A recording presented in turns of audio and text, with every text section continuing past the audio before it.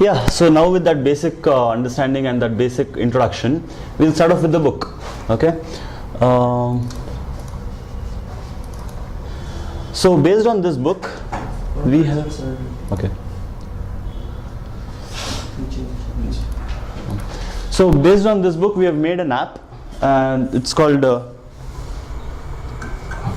Medina Arabic app. Yeah.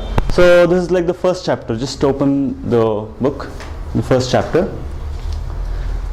So basically in this chapter what we'll be learning is the words for this, what, yes or no, and who. So let's begin then. Okay.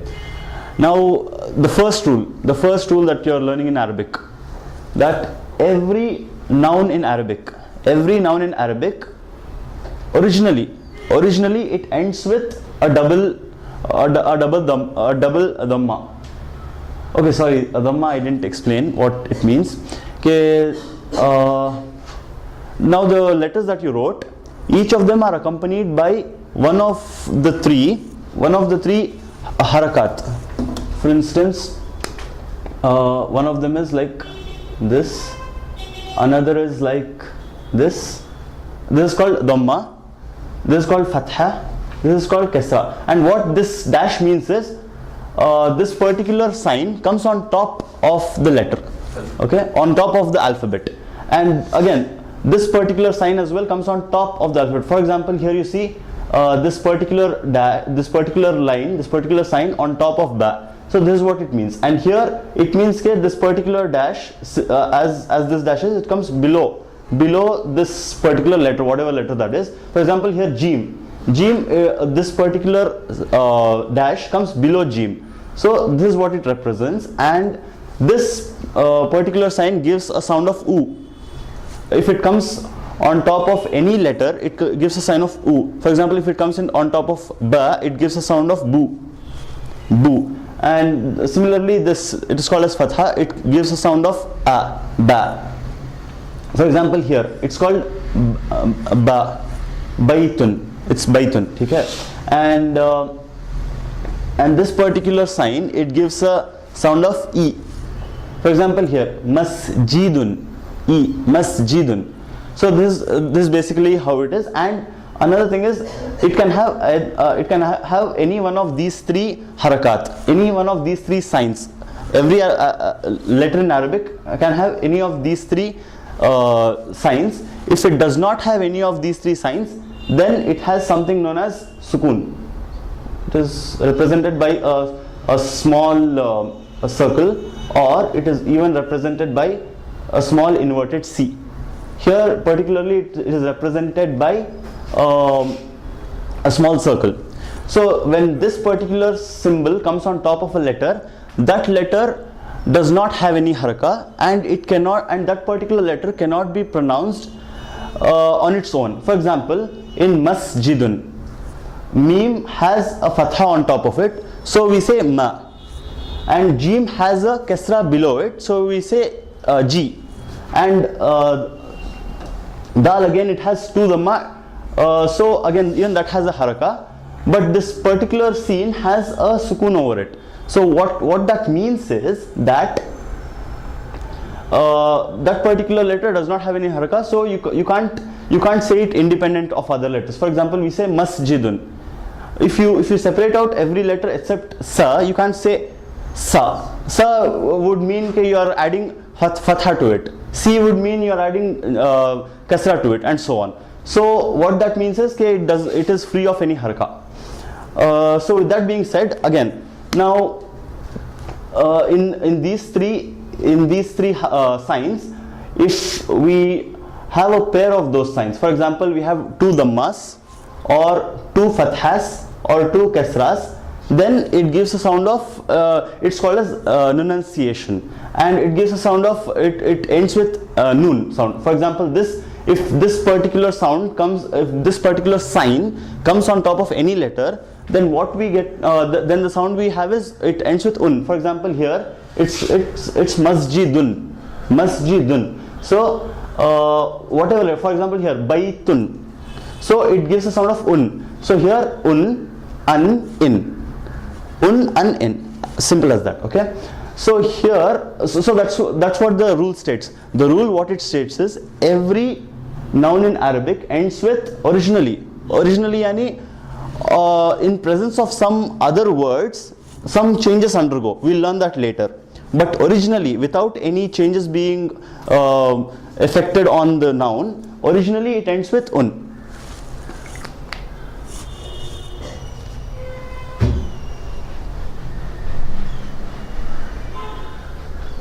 So what this particular rule implies is that if you see a word ending with double dhamma, then it means that that particular word is a noun.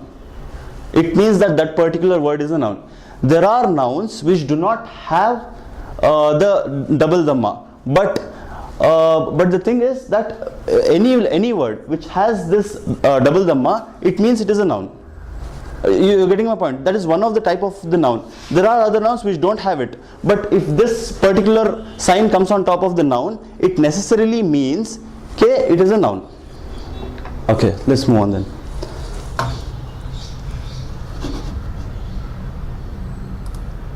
Okay, so this, how would you pronounce this? How would you pronounce this? Haza. Hada.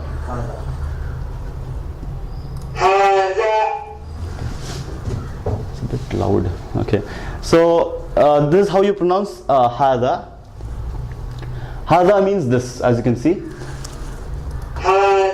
So this particular chapter, you're only learning that the rule that I just explained about the noun and this particular word hada.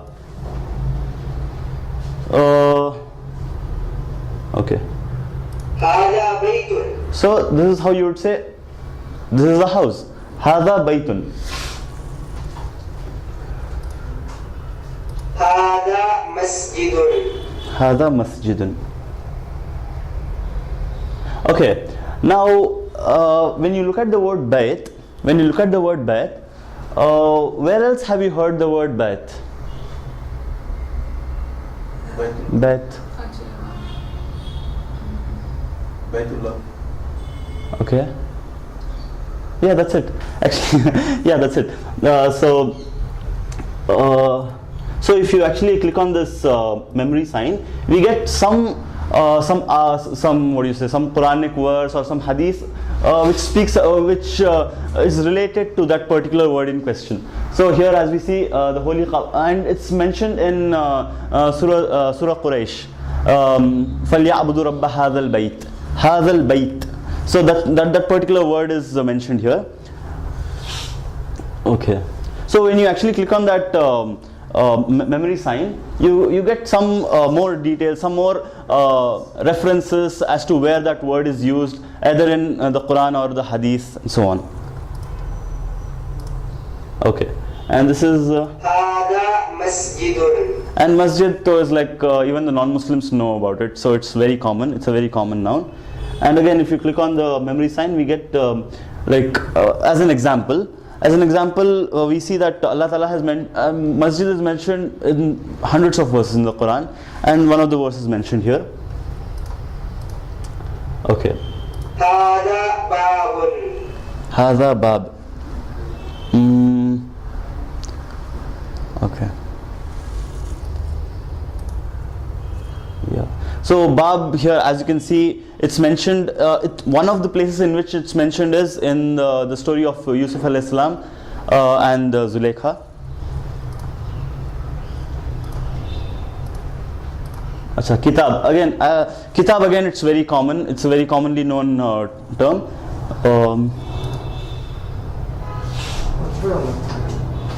Memory button. هذا قلم.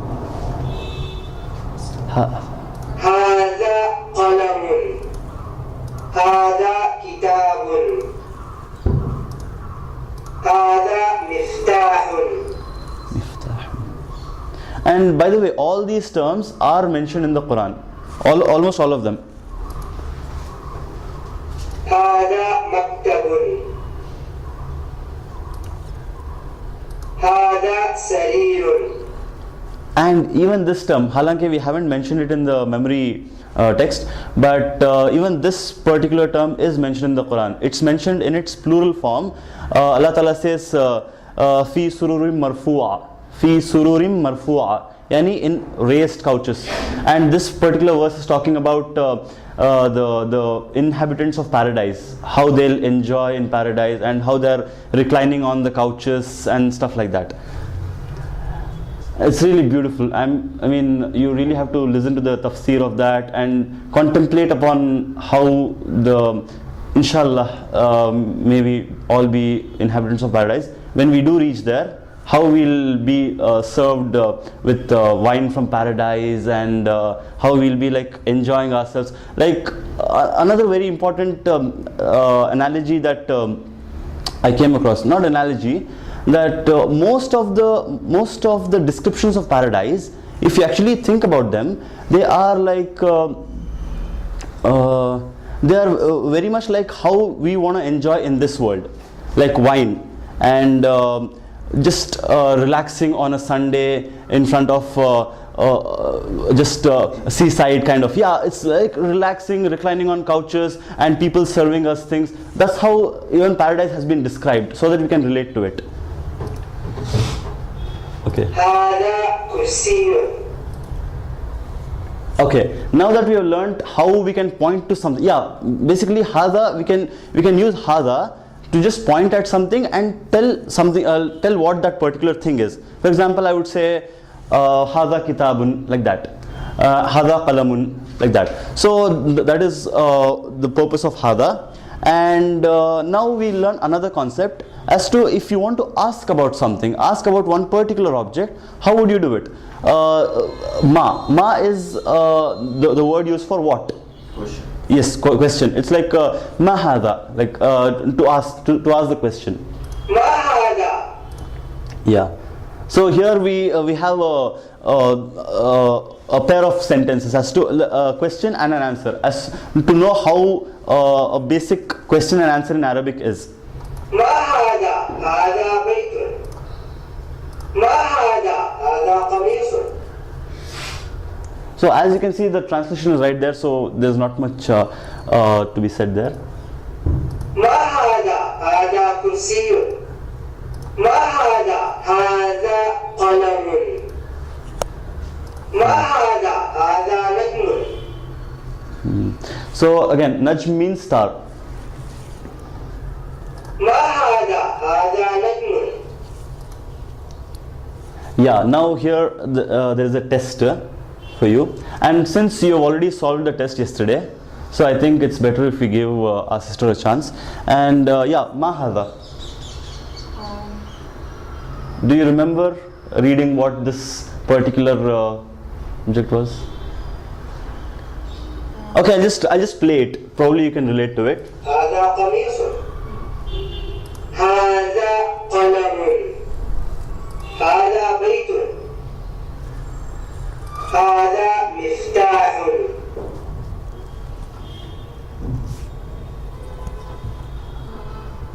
You can even guess if you want. Okay, which answer do you know for sure that it is not the right answer?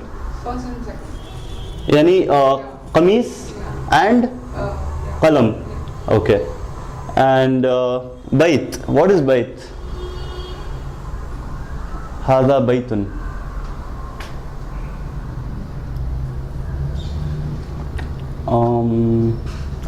Okay, I think we'll move on. Bait. فَلْيَعْبُدُ رَبَّ هَذَا الْبَيْتِ. So house. So هذا مفتاح. another way to remember Bayt is Baytullah, the Kaaba itself. So if you check, okay. So ma hada?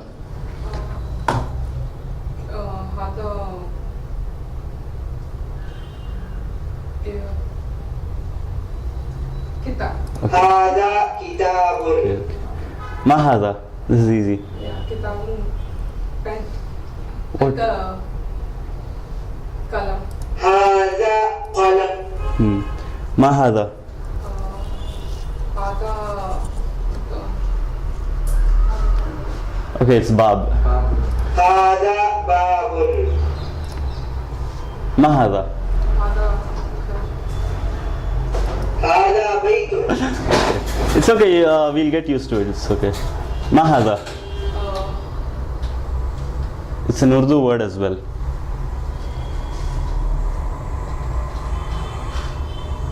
ما هذا. هذا كرسي. هذا كرسي.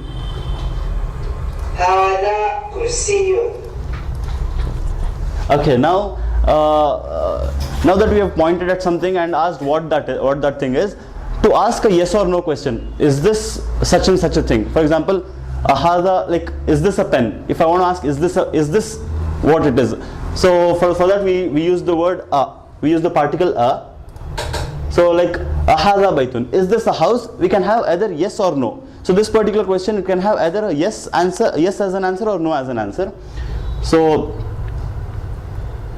hada baytun, yes. نعم. Naam. Yes is So yeah, as a yes is, we say yes by using naam and no by using la. Ahadha qamisun.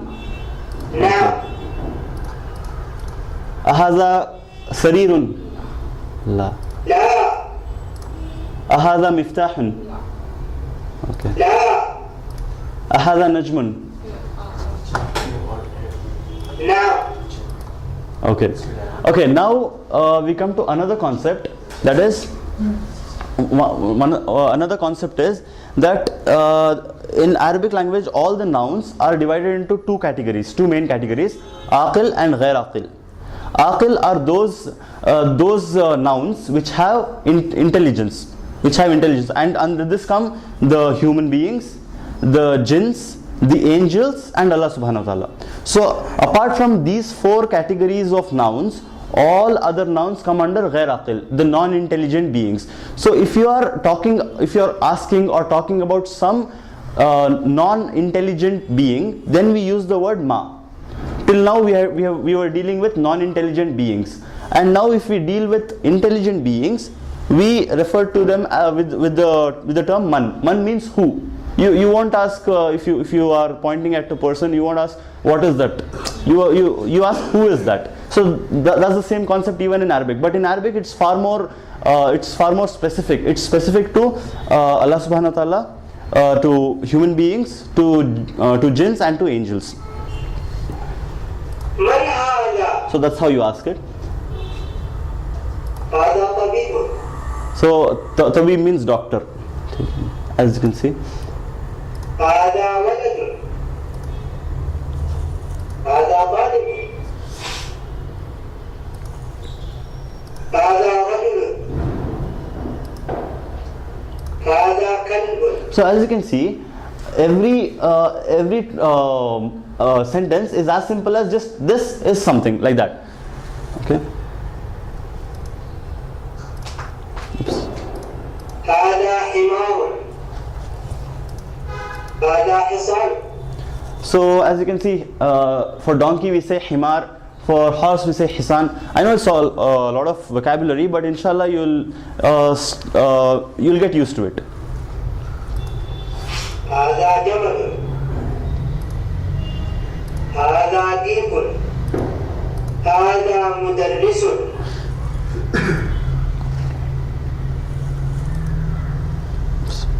هذا منديل. Okay. Man hadha. This is just a reading exercise. Man hadha. من هذا؟ Man hadha hadha tabib. Okay, you can just read it if you want. Just read it. Who is this? من هذا؟ No, the Arabic part, of course. من هذا؟ هذا ولد. Okay. And هذا if you want, you can read it. من هذا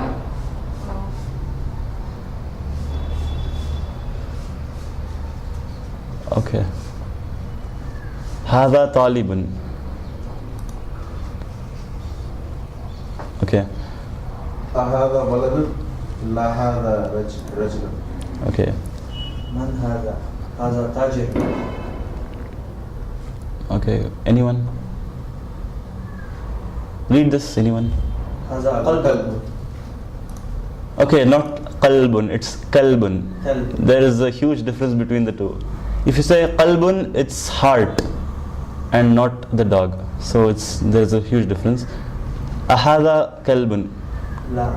لا. Hada qittun. So as you can see, kalb in Arabic is dog and qit is cat. Qittun. Hada himarun. So like you saw in the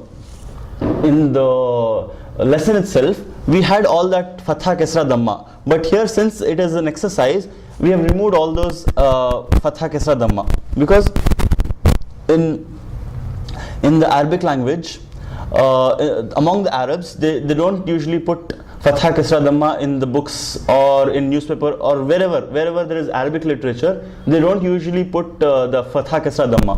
So that's what we have to be used to, because if we have to be able to read Arabic books and stuff, we have to be used to not seeing the fatha kasra dhamma and to be independent of their usage. Okay, ma hadha? هذا جبل. Ma hadha? هذا ديك. Okay. Ahadha qamisun? Mindilun. لا هذا منديل. Okay.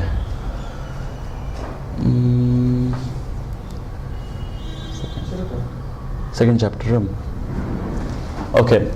Now let's move on to the second chapter. Actually, alhamdulillah, out of the 23 chapters of the first book, we have completed the first chapter. Of course, I know that probably there is a lot of vocabulary, and okay.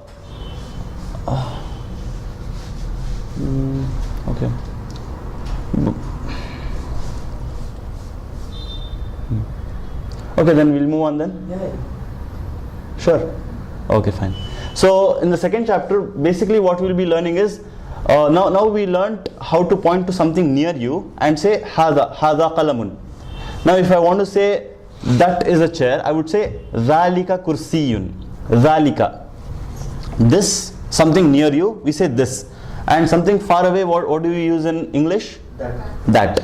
So similarly in Arabic, we have hada for this, something near you. And if you're pointing at something far away and you're telling about it, then that is dhalika. There's another simple rule here. Okay, in Arabic, two sentences are joined by waw. If you are joining two sentences or you're speaking about more than one thing, in order to join those things or to say two sentences together, we use the word waw. And waw is equivalent to the English and. If I say me and my friend went to the restaurant, so that and there, it's equal. Waw is used in that place basically. So we say hadha baytun wa dhalika masjidun. How would you translate it? Hadha baytun. How would you translate that? The first part.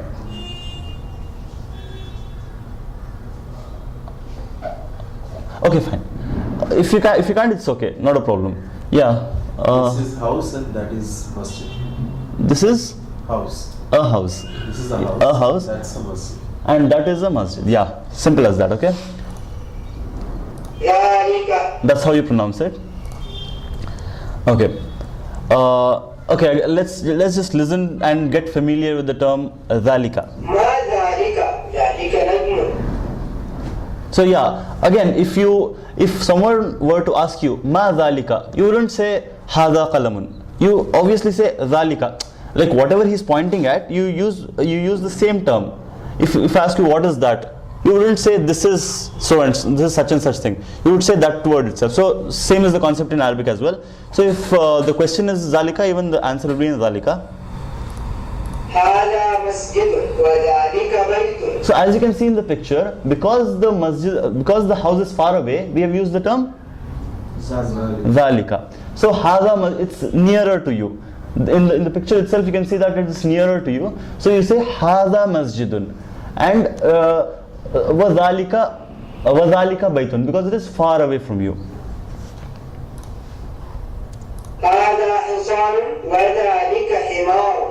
Yeah, so again here we see that because the horse is nearer to us, we use the term hada to say to tell about that particular object, and then for the object which is far away, which is the himar, which is the donkey, we say dalika. Hada hisanun wa dalika himarun. أذلك كلب؟ لا ذلك قط. Yeah, so again, as we used hada, ahada, is this such and such a thing, we can use the same thing for dalika. Like, is that a chair? If I ask you, you would say yes, it is. So same thing with Arabic. Azalika kalbun, is that a dog? La zalika qittun, no, that is a cat. So same way, it's just a you're replacing haza with zalika. That's it. That's as simple as that. ما ذلك؟ ذلك سليم. من هذا ومن ذلك؟ So yeah, who is this and who is that? So as you can see, because the picture refers to aqil yani someone who is intelligent, who has intellect. So because both are humans, so they come under aqil category of verbs, and so therefore to ask about that particular nouns, we use the term man. So man hada because why are we using hada? Because he is nearer to us. Woman zalika, and because we see that who's this? This is the teacher, right? Yeah, the teacher. So we say hada mudarrisun because he is nearer to us. We refer to him by hada mudarrisun wa dhalika imamun because he is far away from us, and because both of them are aqil, we use the term man. هذا مدرس وذلك إمام. ما ذلك؟ ذلك حجر. So yeah, a stone, it's known by the term hajar. هذا سكر وذلك لبن. A sugar, it's sukkar. Again, the term, as a matter of fact, the term sugar comes from the word sukkar, which is an Arabic term. And milk is known by the term laban. هذا سكر وذلك لبن.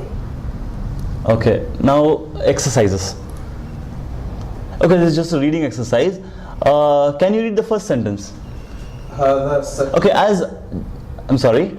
As you can see, there is no i'rab now, no fatha kasra dhamma. So try as much as possible to read without the i'rab. Just try. It's okay. It's okay if you make mistakes. It's like the first time probably you're reading without the i'rab. So it's okay if you make mistakes. No problem. Just try to read as correctly as possible. هذا سكر وذلك لبن. Almost correct. It's sukkarun. سكر. Okay. And yeah, you can have a try. Maz zalika. Maz. There's a noon as well. Noon.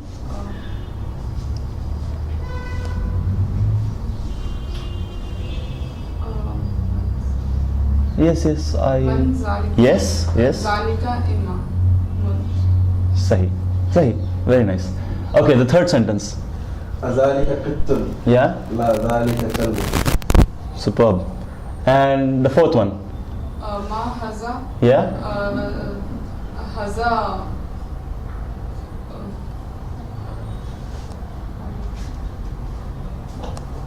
Okay, what's the first letter?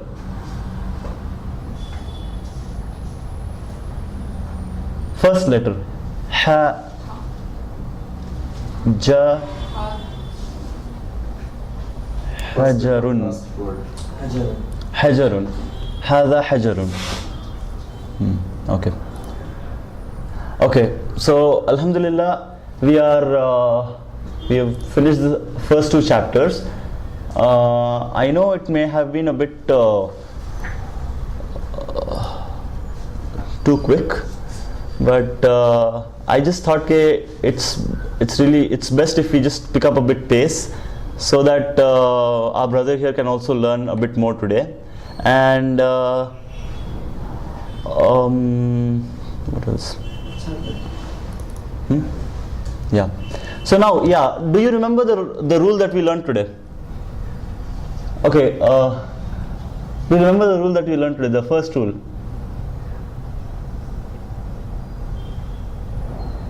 Okay, the first rule that we learned today is that every noun in Arabic language ends with. I think we should write them.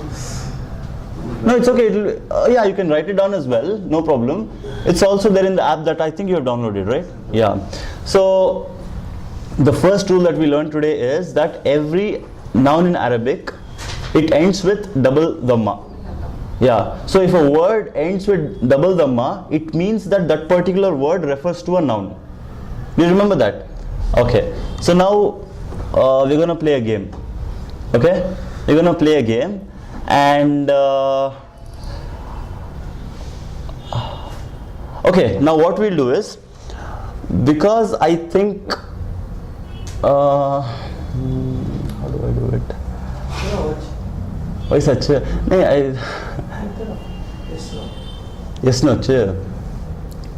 Fine. Okay, it's a rapid fire round.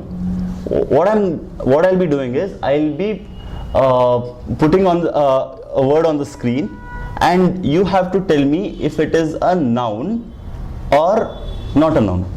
If it is a noun, you say yes. If it is not a noun, you say no. Okay, simple as that. All you need to do is just see if the last letter has a double. That's it. Simple as that. It's very simple. It's nothing complex. Yeah.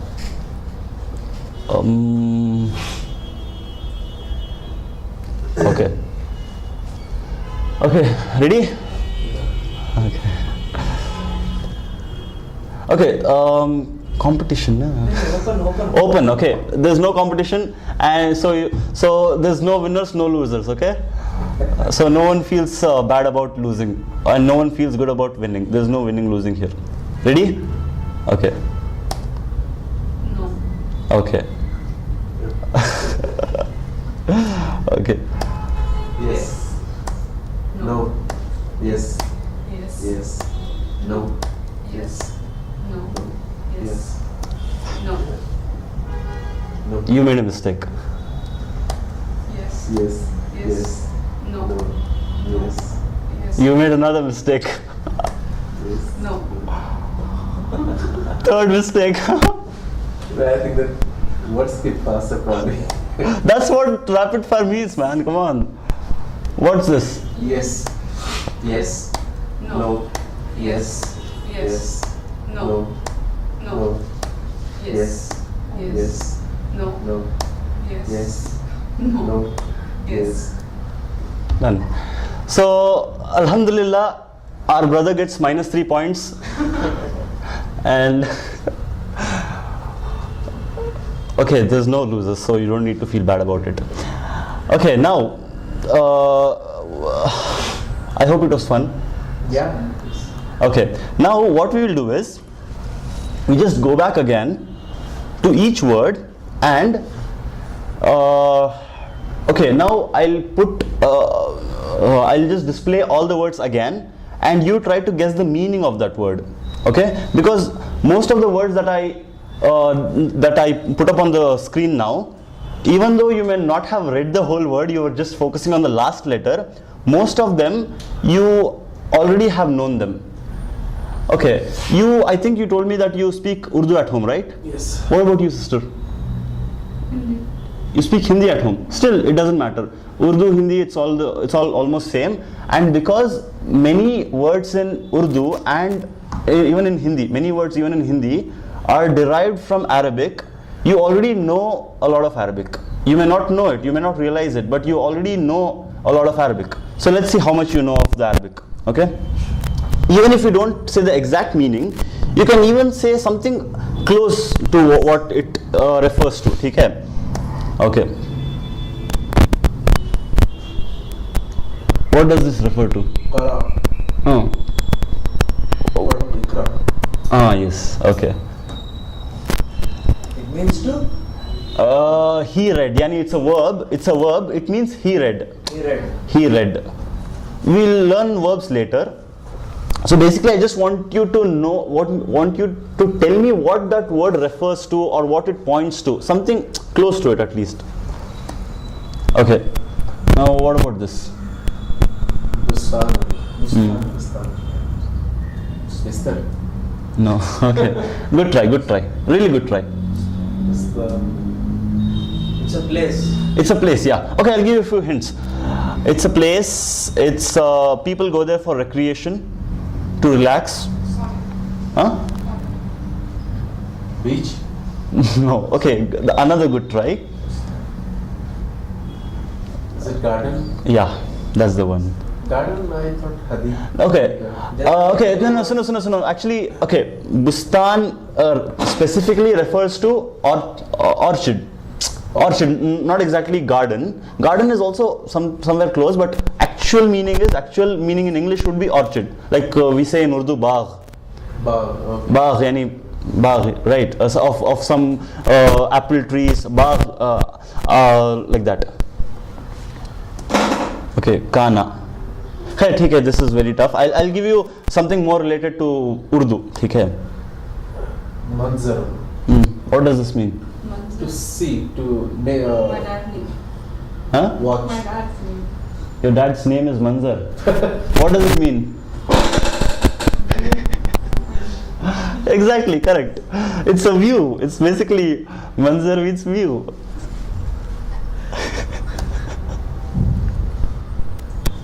Okay, now you don't answer this because you have told us yesterday. What does majlis mean? What's this? Yesterday you told me about this, right? Yeah, so you don't answer this.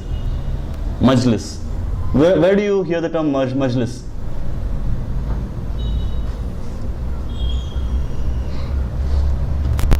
Majlisul ulama or gathering. It's a sitting. It's like a meeting. It's like not exactly a meeting. It's a gathering. It's a gathering. People where people gather to talk about something and stuff like that. Okay, Mahama again. Let's move on. Insan. Insan is insan. That's it. Simple as that. This is an Arabic word which we use in Urdu and Hindi as well. Inna. Okay, let's move on. Yeah, you're right. You're right. Inna means beshak. Yeah. Okay. Say inshallah every time, so. No, that in is different. This inna, it is beshak, but in inshallah it's another different term. But you are right actually. Okay, mal'ab. Mal'ab, I wouldn't know if you. Playground. Playground. Good one. Labisa. Labisa. Cloth.